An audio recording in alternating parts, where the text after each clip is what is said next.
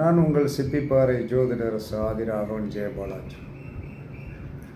அஷ்டமி திதியில் பிறந்தவர்களுக்கு எப்போதும் குழப்பமே மிஞ்சும், குழப்பத்தோடு இருப்பார்.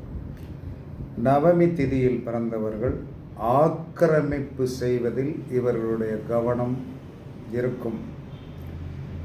தசமி திதியில் யார் பிறந்தாலும் கவலை அதிகம் கொள்ளும் நபராக இருப்பார்கள்.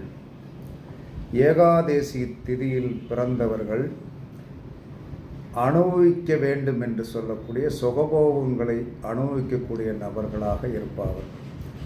துவாதசி திதியில் போய் பிறந்தவர்கள் புகழ் வேண்டும், நன்னடத்தை வேண்டும் என்றே எதிர்பார்ப்பார்கள்.